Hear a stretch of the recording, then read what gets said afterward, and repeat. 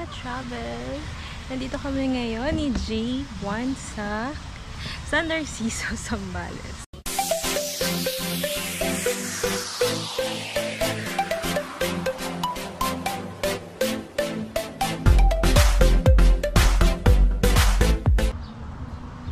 Pagod na po ang aming driver.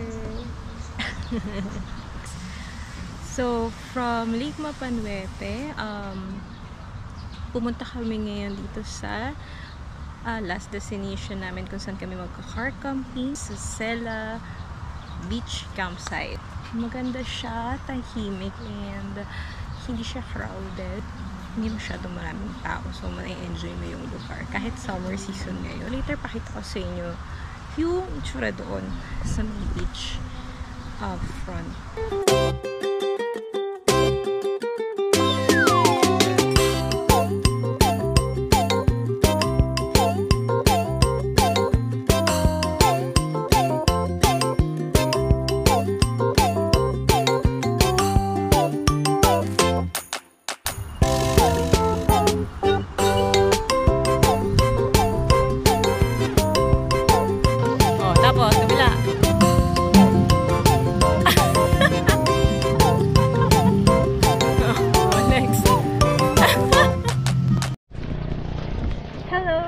Travel.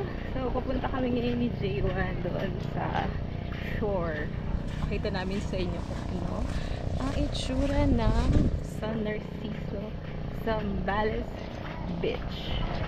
Beach, you know.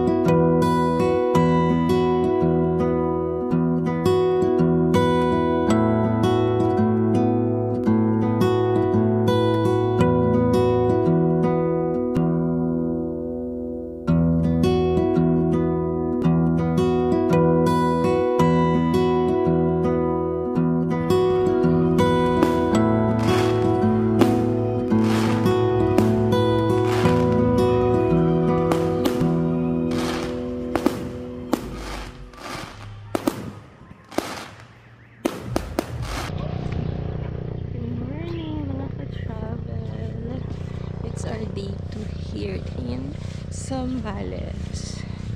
So, iniwan ko muna si Gio na natutulog doon. Punta lang ako sa shore. Natatambay lang. And, so, look. Meron sila ditong kabana. And, yung kabana na yan is free of charge. Pero, I'm planning to sit there, pero ang init pala.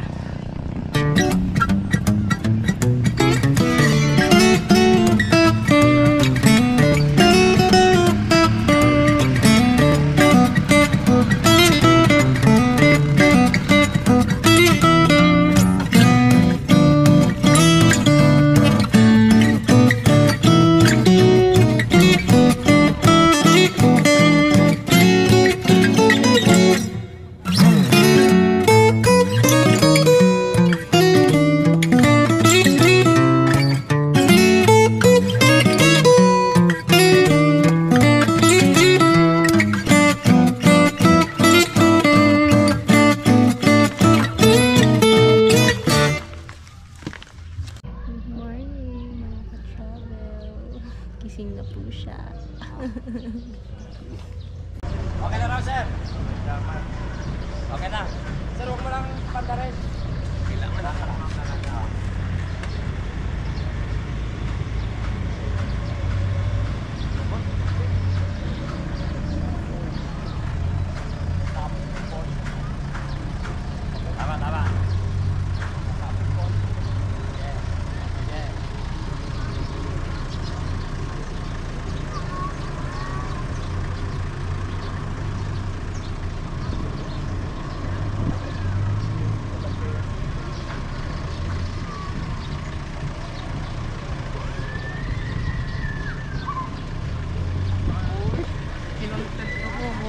content niya. May views ka na doon.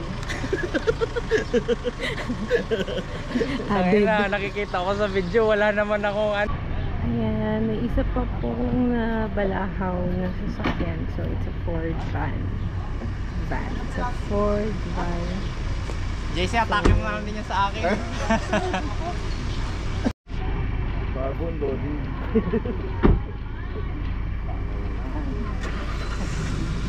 Try gusto mag-extra ulit sa video. Gusto mo ikaw? Ayan. Manager. Ay na, wala akong ganap dito. Mag-hi ka muna sa vlog. Chismoso lang. Magmamarites na tayo dito. Wait lang. Okay na daw. Manipis na yung pan. Hindi, yung gulong ko, hindi pang ano. Ops, tandaanin mo lang. Kakayot lang. Konti-konti. Wait lang. Konti-konti. Ipadiretso mo lang sir yung kanya, yung gulong niya. Diretso mo lang yung gulong niya. Diretso mo lang gulong, sir. Katanad sa Ford.